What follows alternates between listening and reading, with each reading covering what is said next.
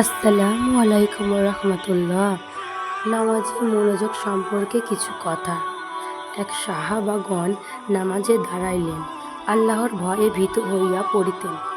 যুদ্ধের ময়দানে হযরত আলী রাদিয়াল্লাহু তাআলা শরীরে তীর ভিতিরে নামাজের হালাতে উহা বাহির করা হইল, তিনি টেরও পাইলেন না। আমের বিন আবদুল্লাহ নামাজ পড়া কালে কথাবার্তা তো দূরের কথা, ঢোলের শব্দও শুনতে পাইতেন না। কেউ জিজ্ঞাসা করিলে, নামাজে আপনি কিছুই টের পান না? তিনি বলেন, একটা জিনিসে টের পাই যে একদিন আমাকে আল্লাহর দরবারে দাঁড়াইতে হবে এবং বেহেশতে ও দোজখ দুইটির একটি যাইতে হবে। হযরত সাহার যখন অজু করতেন তাহার চেহারা বিবর্ণ হইয়া যাইত।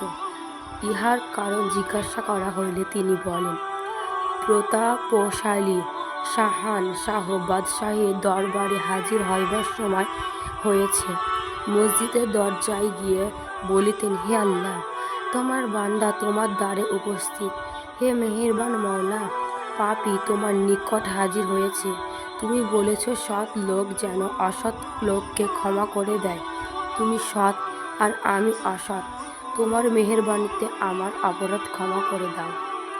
হযরত জয়নুল আবদিন দৈনিক 1000 রাকাত নামাজ পড়তেন। বাড়িতে ও সফরে সব অবস্থায় উহা পড়তেন। অজুর সময় তাহার চেহারা হলুদ হইয়া যাইত। নামাজে দাঁড়াইলে সর্বাঙ্গে কম্পন আসিয়া যাইত। একদা তাহার নামাজ পড়ার সময় ঘরে আগুন জ্বলিয়া যায়। তিনি নামাজে মগ্ন থাকেন। ইহার কারণে জিজ্ঞাসা করলে তিনি বলেন, পরকালের আগুন আমাকে দুনিয়ার আগুন হইতে বেখবর করিয়া দিয়েছে। যখন নামাজের সময় হইতে হযরত আলী এর চেহারা বিবর্ণ হইয়া যাইত, শরীরে কম্পন আসিয়া যাইত। কারণ জিজ্ঞাসা করলে তিনি বলেন যে, আমানত বহন করিতে আসমান জমিন পাথর পর্বত সকলের অস্বীকার করিতেছে, তাহা আদায় করার সময় উপস্থিত। জানি না উহার কতটুকু আদায় করিতে পারিব। হযরত ইবনে জুবায়ের এত লম্বা সিজদায় করতেন যে পাখি আসিয়া তাহার কোমরের উপর বসিয়া যাইত। আবার কোনো সময় এত লম্বা রুকু করতেন যে সারা রাত রুকুতেই কাটাইয়া দিতেন। আবার কোনো কোনো সময় সিজদার রাত কাটাইয়া দিতেন।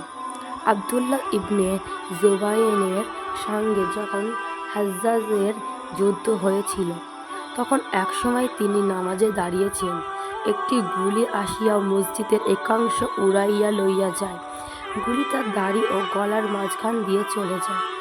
তবুও তিনি একটু বিচলিত হন নাই বা নামাজ সংক্ষেপে করেন নাই। একদা তিনি নামাজে মগ্ন। বাচ্চা হাশেম কাছেই শুয়েছিল। ছাদ হইতে একটা সাপ তাহার গায়ে পড়িল। ঘরের সকলেই শোরগোল করিয়া দৌড়াদৌড়ি আসিয়া সাপটিকে মারিল। তিনি শান্তভাবে নামাজ শেষ করিয়া বললেন, শোরগোল কেন? তাহার বিবি বলেন, বাচ্চার জীবন যাইতেছিল, অথচ আপনার কোনো খবর নাই। তিনি বলেন, নামাজে দাঁড়াইয়া অন্যদিকে মন গেলে সেটা কিসের নামাজ? হযরত ওমর রাদিয়াল্লাহু তাআলা যে খঞ্জরের আঘাতে মারাত্মক আহত হইয়াছিলেন, প্রায় তিনি বেহুশ থাকিতেন। নামাজের সময় স্মরণ করাইয়া দিলেন তিনি সেই হালাতে নামাজ পড়িতেন আর বলিতেন, যে নামাজ ছাড়িয়া দেয় ইসলামে তাহার কোনো অংশ নাই।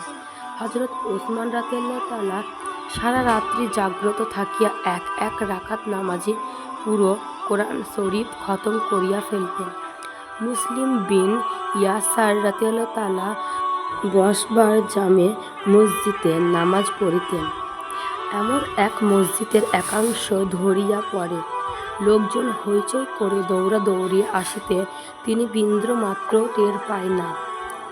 হাতেম আসম বলেন, আমি এইভাবে নামাজে দাঁড়াইয়া থাকি যেন বাইতুল্লাহ শরীফ আমার সামনে, পুলসিরাত আমার পায়ের নিচে, বেহেশতের ডান দিকে, দোজখ বাম দিকে, আজরাইল আলাইহিস সালাম পিছনের দিকে দাঁড়াইয়া আছে। ইহাই বুঝি আমার জীবনের শেষ নামাজ। এবং ভয়ের মধ্যে থাকি যে আমার নামাজ কবুল হইল কিনা। ইহাকেই বলে খুজুর সহিত নামাজ আদায় করা। একদা জেহাদ হইতে ফেরার পথে শেষ রাত্রে হুজুর সাল্লাল্লাহু আলাইহি সাল্লাম সহ সবাই ঘুমিয়া পড়েছেন।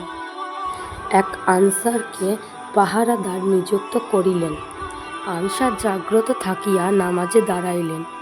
শত্রুদের পক্ষ হইতে এক ব্যক্তি তাহাকে লক্ষ্য করিয়া তীর মারিল। কোনো নাড়াচাড়া না দেখিয়া আবার তীর মারিল।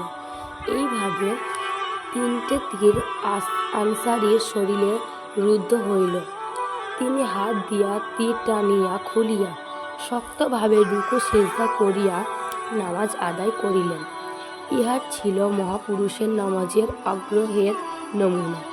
তীরের পর তীর বিদ্ধ হওয়ার রক্তাক্ত দেহ নিয়ে নীরবে ধীর স্থিরভাবে নামাজ শেষ করেন।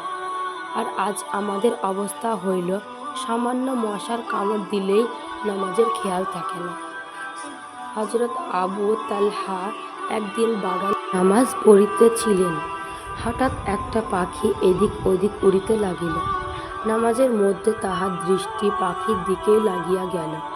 এই জন্য তিনি সেই বাগানকে আল্লাহর রাস্তায় দান করিয়া দিলেন। হযরত আব্বাস চক্ষু রোগে আক্রান্ত হইলে চিকিৎসার স্বার্থে ডাক্তার বলিল, আপনি 5 দিন জমিনে সেজদা না দিয়ে কোনো উঁচু জায়গায় সেজদা দিবেন। তিনি চমকে উঠে বলেন, কসম আল্লাহর, আমি হুজুর সাল্লাল্লাহু আলাইহি সাল্লাম এর মুখে শুনেছি যে এক ওয়াক্ত নামাজ ছাড়িয়া দিলে আল্লাহ পাক তাহার উপর নারাজ হয়ে যায়। তিনি আর চক্ষু অপারেশন করান নাই। একটি মাত্র নামাজের জন্য তাহার সারা দুনিয়া